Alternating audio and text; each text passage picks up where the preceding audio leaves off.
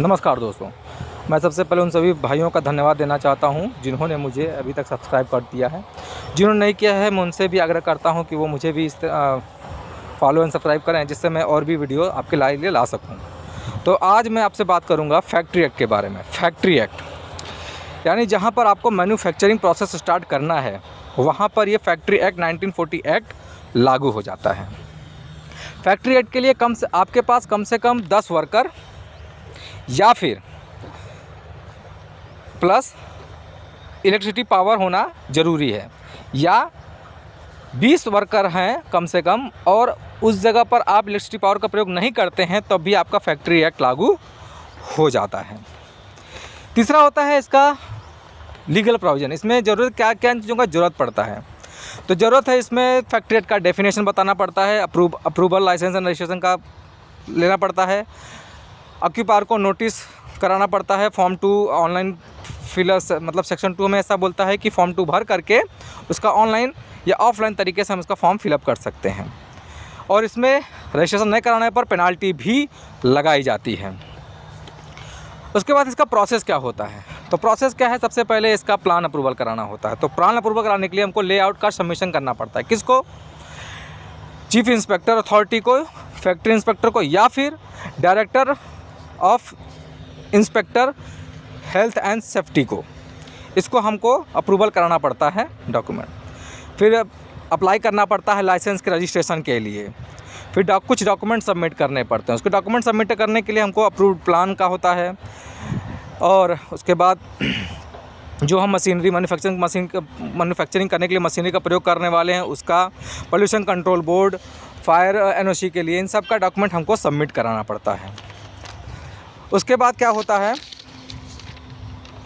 उसके बाद हमें है वेलफेयर फैसिलिटी के बारे में भी बताना पड़ता है, जिसमें हमको उसका मशीनरी का वेरीफाई करना पड़ता है, उसका गार्डिंग बताना पड़ता है, फायर स्टेशन, ये सब फैक्ट्री इंस्पेक्टर जो है क्या करता है, उसका इंस्पेक्ट करता है।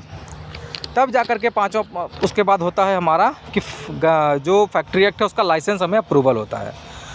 तो वो लाइसेंस भी जो है हमें मिनिमम 1 ईयर का होता है, और मल्टीपल भी हो सकते हैं। अब वो हर स्टेट का अपना अलग अलग होता है। उसके बाद आता है फ़ीस। इन सब प्रोसेस के बाद हमें जमा करना होता है फ़ीस। फ़ीस क्या है? फ़ीस वैसे जैसे आपका BOCW में था वैसे सेम इसमें भी होता है कि जितने भी आपके वर्कर्स हैं उसके हिसाब से आपका फ़ीस चार्ज होता है।